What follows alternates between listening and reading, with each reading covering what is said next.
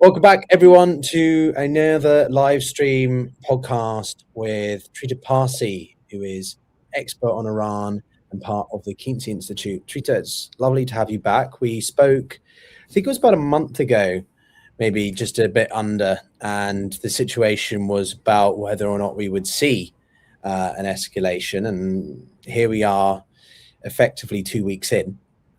I'm very interested to know how you see the situation right now, and then we can get into some specifics. Great to be back with you. And I remember that previous conversation.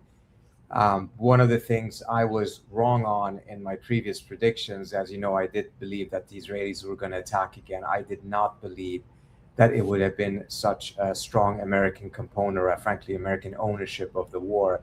And I'm quite stunned that Trump miscalculated his own base and the war as much as he has done. Trump believed that this war was going to last 4 days. He thought that after the killing of the supreme leader within the first 24 hours, the regime would implode and the Iranians would have no choice but to surrender. He was looking for their surrender in the negotiations. Clearly didn't get that either, but didn't register that surrender was never in the cards, but thought that, by taking out the supreme leader and bombing the country, the Iranians would back off. Now we're seeing that all of those assumptions were completely wrong. And Trump did not have a plan B. The American war effort has largely been in disarray ever since. The war is being improvised. And the rhetoric coming from the administration is increasingly not matching the realities on the ground.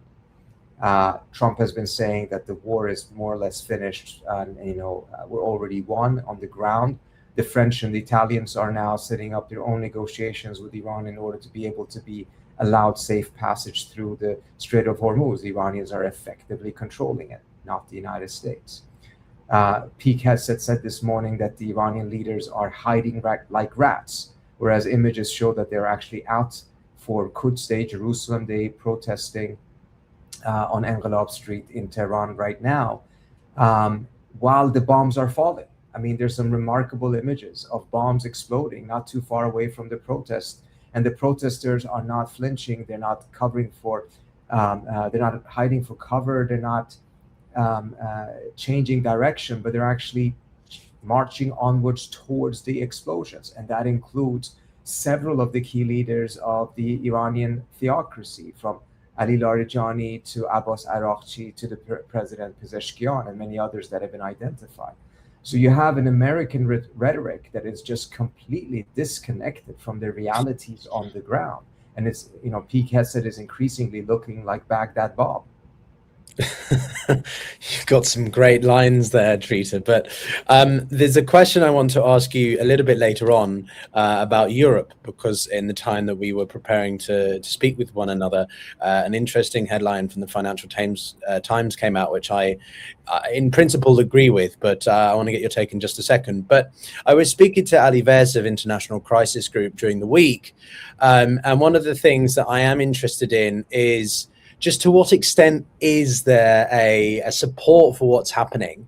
Because in my perspective, even if there was a large proportion of Iranian people who welcomed an attempt to regime change, there's quite a clear growing proportion of people who are shocked, one, by the extent of the damage or extent of which Israel and America are going to intervene, but two, growing resentment, perhaps, that this is not working, it wasn't worth the cost and the risk. Where do you sit in this sort of mixture of opinions? I think it's very important to understand that Iran is a very, very, very diverse and very polarized space. So you do have people who believed that perhaps this war would be good for them, that this would get rid of the regime. A sentiment amongst the population, a portion of the population, driven, and I can go into the details of that, by some propaganda coming out of Iran International and some of these other outlets, that there simply is no way for the Iranian people to be able to overthrow this government or make it back down on specific issues. The only way out is foreign military intervention. That line, nevertheless, would never have been able to even get a minority of Iranians to agree to it, had it not been for the repression by the theocracy that has become worse. The political space in Iran has shrunk. and left people with the impression that perhaps Iran International is right in saying that there's only a military intervention that can work. But now when the military intervention has started, now when they see that Trump is talking about Iran as a nation being a terrorist nation, talking about how the map of Iran is going to change after this war, meaning this is not a war on the theocracy, but this is a war on Iran's territorial integrity. Seeing that the Israelis are striking desalination plants, power grids, refineries in Tehran, and making sure that people in Tehran cannot even breathe because of the smoke. We're seeing clear signs that many of those people who were perhaps not solidly in favor of a war, but nevertheless thought perhaps it could work, are now shifting sides. And that there's a nationalist sentiments growing, but more than anything else, we're seeing that the base of the Islamic Republic, the base that I don't believe is more than 15 to 20% of the population, but that's still up to 18 million people. The base is energized. The base is feeling a completely different thing from those who are welcoming these bombs, because the killing of the supreme leader, the replacement of him with his son, etc., all of these things have just really rallied the base. And you could see it at these different protests in which they're chanting Allah Akbar as the bombs are actually falling. So this is very critical, because part of the reason why the Islamic Republic has been so unwilling to surrender to the US or give in on concessions that they found unacceptable is because of this base. They were fearful that if they lost this base, they would have nothing left. And they knew that this base would be energized by resistance. And that is now how things are playing out right now. And this Islamic Republic knows, or calculates at least, that that is all it needs to continue to survive, to make sure that it has the base on its side. Now, one thing that I think will be important to see after this war, let's assume the war at some point ends, let's assume that the theocracy is still in power. There is that nationalism that has been awakened again, but we saw that happening in the June war as well. And 2 months after the war, the nationalism was gone. People were back to being angry at the Islamic Republic. And very little was done to actually make sure that that bridging of the gap between society and state was made enduring, made durable. Whether they will repeat that mistake again or not depends, of course, on how they play their cards. Whatever they did between June and January clearly did not work. Whether they will do something differently afterwards remains to be seen. But Trita, how much is it? Can we rely on a sense of stoking national sentiment, right? How easily is that applicable in the case of Iran? Because we've got the Islamic Republic of Iran, and we've got this idea of Persian nationalism, which Ali also referenced during our conversation. It stimulates a sense of rallying around the flag, but which flag is that exactly? Well, at this point, it's just a flag of the nation. It does, the regime does not matter when the territorial integrity of the country is being threatened. When Trump is talking about potentially funding and arming secessionist organizations and separatists, pushing that button of a potential dismemberment of Iran, a fear that is deep in Iranian society, regardless of what you think about the regime or what you think of the monarchists. That is actually a very commonly held view, that the West for long has been trying to partition Iran and dismember it. So if Trump wanted to see people rise up, he's pushed all the wrong buttons, done all the wrong things to get that to happen. When he's talking about separatism or funding them, arming them, that the map of Iran will change, that is working completely in the opposite direction of where he wants things to go. I try to be relatively balanced in my framings or positioning, but I think it is pretty ludicrous to think that there is even a remote possibility or success rate of backing some kind of group of individuals, minority group, to stimulate a common uprising, right? I find it very difficult.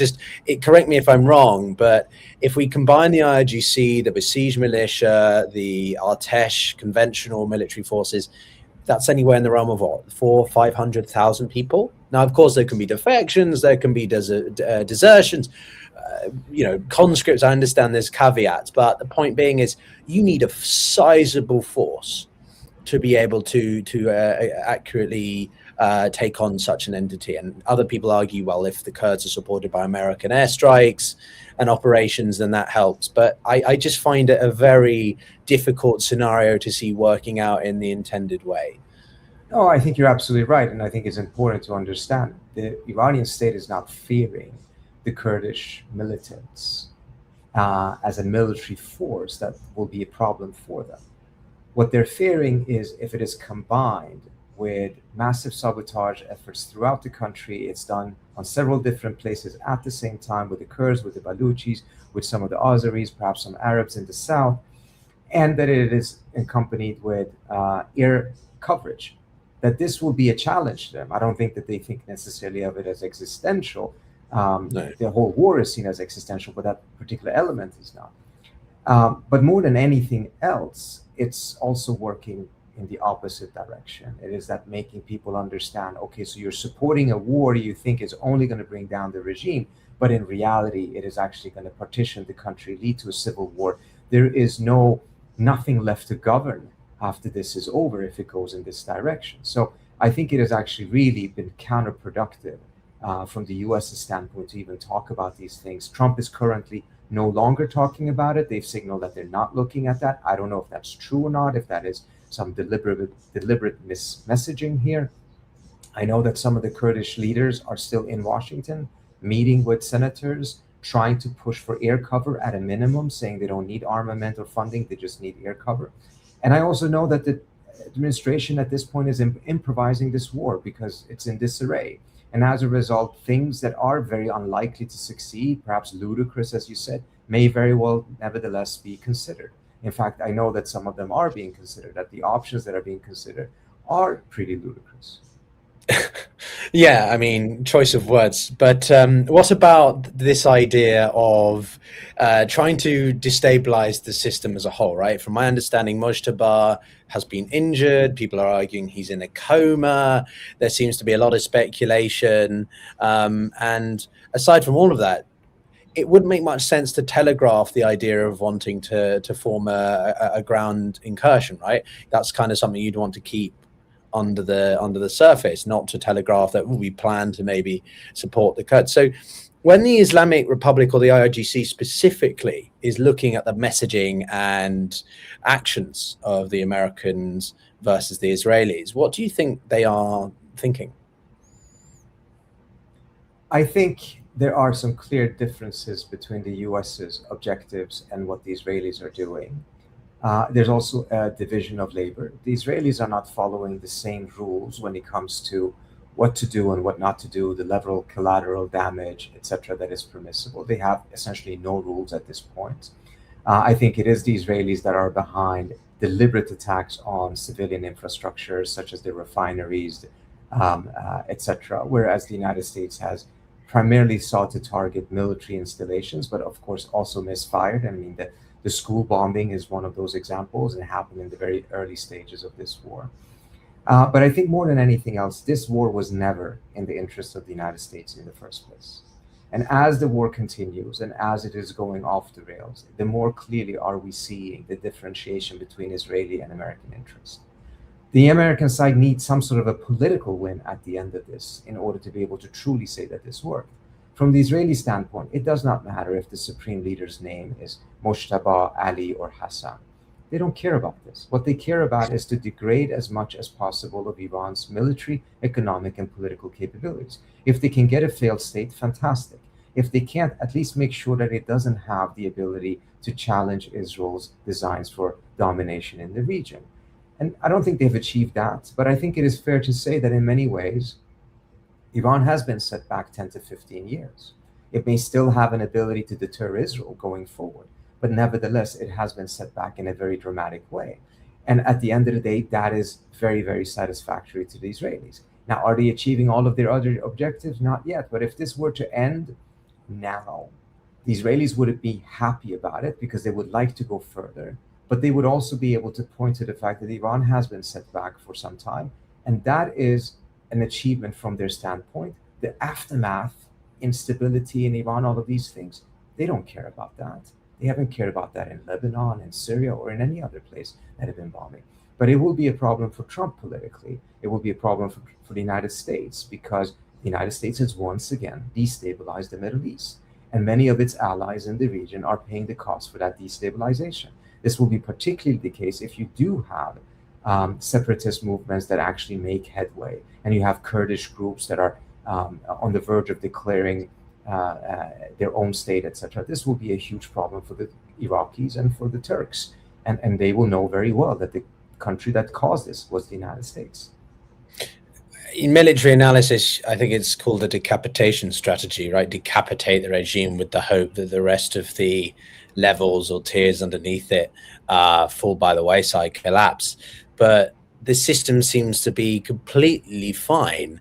And if anything, the Iranians are doubling down in this protracted conflict approach, right? To make it a long war, to make it a costly war, not necessarily in absolute terms, but 6 US personnel have died, and we know how how the American public reacts to this versus the sort of lives lost. I mean, it's incomparable to the thousands now are losing in Iran. But how much could the Iranians put pressure on the Americans in the right places? Is it the Strait of Hormuz? Is it the Gulf states? What is their primary strategy? The primary strategy is the Strait of Hormuz and the Gulf states and on US bases in the region. They're looking for the most accessible threshold of pain. That is not the Israelis. They know very well that the Israelis will take a lot of hits, as long as the US is in the war, at least. So their efforts with the Israelis is actually very different this time around compared to last time. They know that the Gulf states have a much more accessible threshold of pain. They know that the global economy has a much more accessible threshold because of the Strait of Hormuz, and also, of course, US bases, although it's been difficult for them to be able to cause American casualties to this level that I think they wanted, because the bases were emptied. The US ships are too far away from Iran to reach. So they've gone after residential buildings or hotels, mostly in Kuwait and Bahrain, where the American troops have been housed as they have been evacuated from the bases. But nevertheless, they know very well that the global economy is very sensitive. India has only 25 days of oil reserves. Japan has the longest one, I think somewhere between 3 and 6 months. And the impact on Asia has been instantaneous. I mean, you have in India 4-day work weeks now put in place because there's not enough fuel. The same thing in Bangladesh, schools have been closed, Philippines, etc., because they have immediately been impacted by the chokehold on the Strait of Hormuz. And the calculation is that this eventually will lead to global inflation, that will lead to American inflation, that will lead to higher grocery prices and gas prices in the US, that will turn the base of Trump not only against this war, but actively against this war. That the pressure is actually put on Trump, not just them saying in a poll that they're against it, they will do something about it. Trump understands this as well. And his gambit is to try to throw everything he can at Iran for another week or two, probably, in the hope that he can turn this around into some sort of a victory before his own base turns actively against this war. Yeah, I think economists, I made a video on this myself, actually, just a couple of days ago, the butterfly effect, right? The compounding of how it impacts sustained inflationary pressure, let alone oil prices. It's not so much the heightened oil prices. I think it's the volatility. Day to day, it will be different. It makes it even worse for market certainty. But you mentioned about Turkey and the spillover effect that this can have. Is there a sense from you that the Gulf states could be pulled in an offensive posture? Could Europe be pulled in an offensive posture? Or that's precisely what Iran doesn't want to happen? I don't see the Gulf states going into an offensive posture until perhaps the Iranians are actually losing the war. I could see a scenario in which the Saudis, for instance, in that moment, when it's much, much safer, would enter in the war, wanting to essentially assert a little bit of their own dignity because of the fact that they've taken hits. I don't know what difference that would make. So I don't see them coming in a way that would be decisive in either scenario. The scenario that I'm laying out is one in which the Iranians are already on the verge of losing. There's something that has been shot last night at the bases in Turkey. The Iranians are once again denying it. They're saying that there might be actually false flags shot from the Israelis. I don't know if that is true. Um, I guess the satellite images would be able to make that very clear if that's the case or not. I think it would be very dangerous for the Iranians to do too much against the Turks. The Turks entering into this is very different than any of the GCC states doing so. Turkey is a real military power. Turkey is, of course, also a state that the Iranians, and this is very mutual, despite many, many differences. They have fought each other 19 wars during the Ottoman Empire. Half of them won by Iran, half of them won by the Ottomans. They have enough respect for each other to know that they don't want to go into any major confrontation with each other. And the Turks also, of course, understand that this is something that the Israelis would want. And as soon as the Turks are into that war and Turkey is also then weakened, they know very well, because the Israelis are talking about it very openly. Just look what Naftali Bennett said about 3 weeks ago. Turkey is Israel's next target.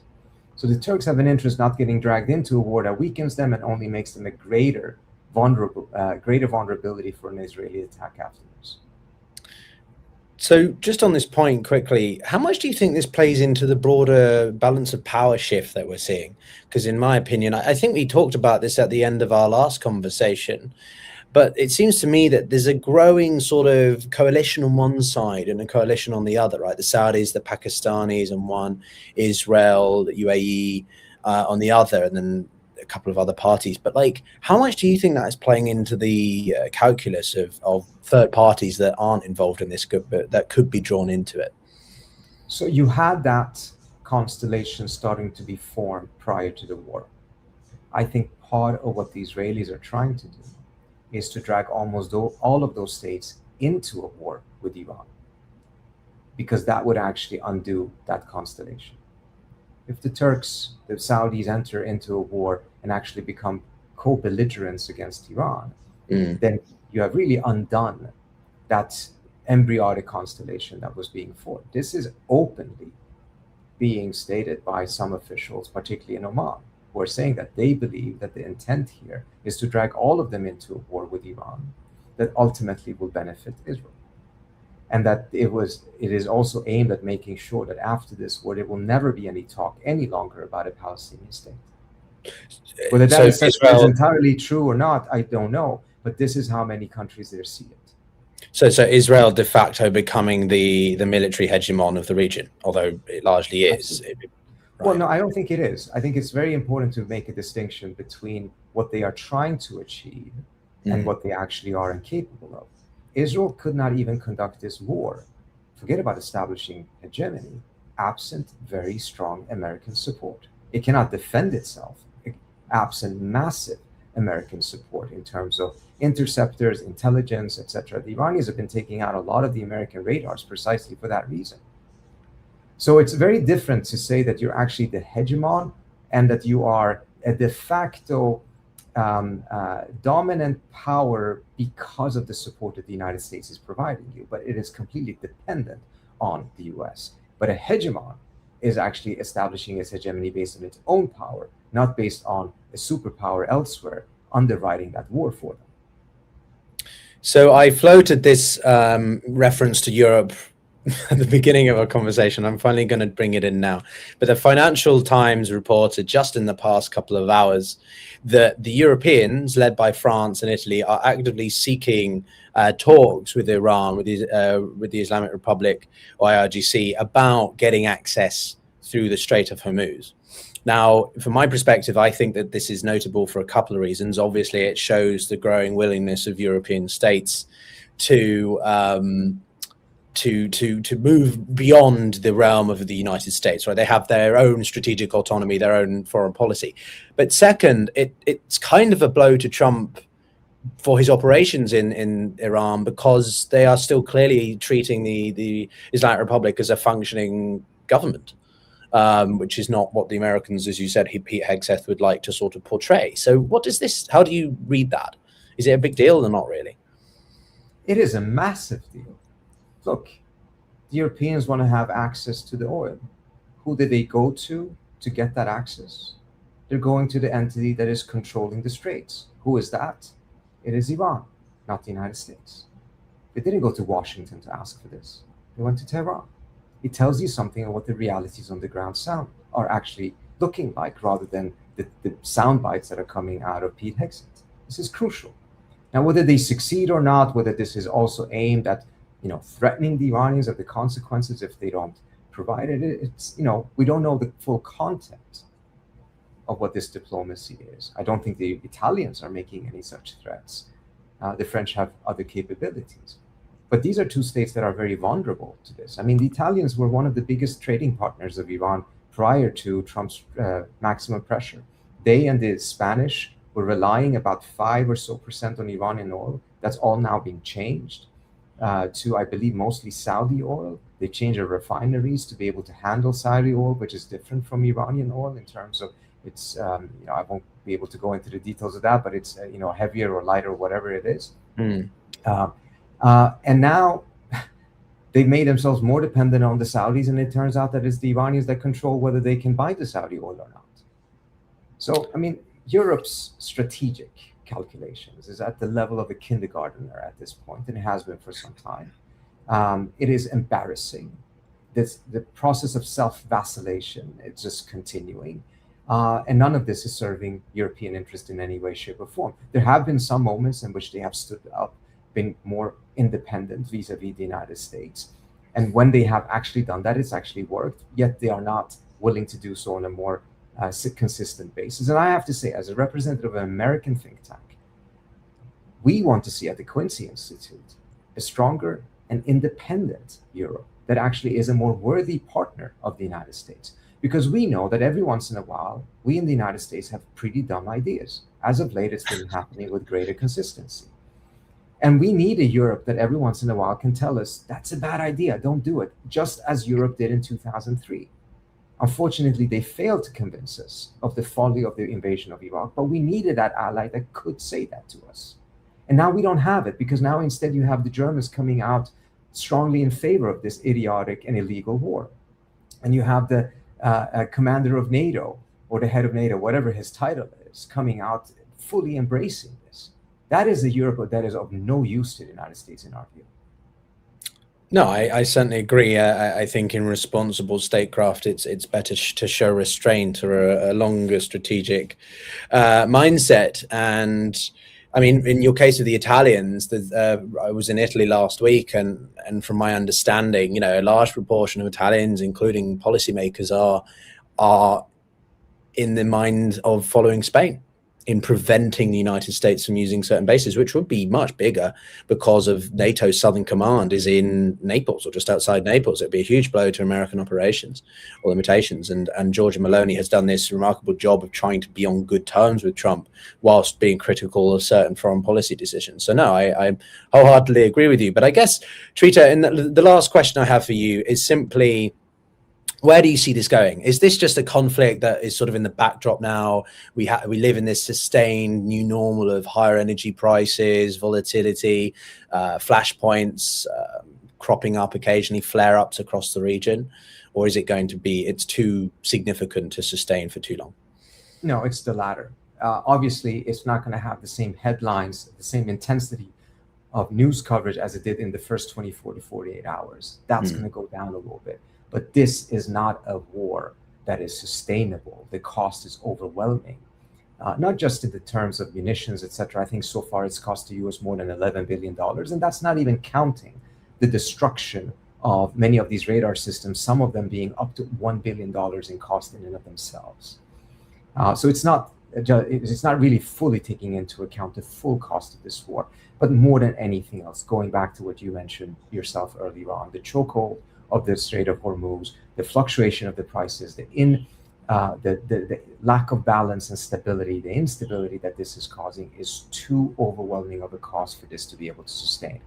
Trump is, in my view, desperate and panicking. He's throwing everything he can at the Iranians, hoping that the sound of more explosions will cover up the fact that there is no strategy. But bottom line is hoping that he turns this around within the next 2 weeks, before his own base really turns actively against this. But what is important to understand in this, that I cannot see any strategy of how to achieve it. It's just more bombings, not any real clear strategy. All right. Well, Trita Parsi of the Queen's Institute, thank you so much for your time this Thank you afternoon. for having me. Appreciate it. And we'll see you all soon. Take care, everyone. Thank you so much.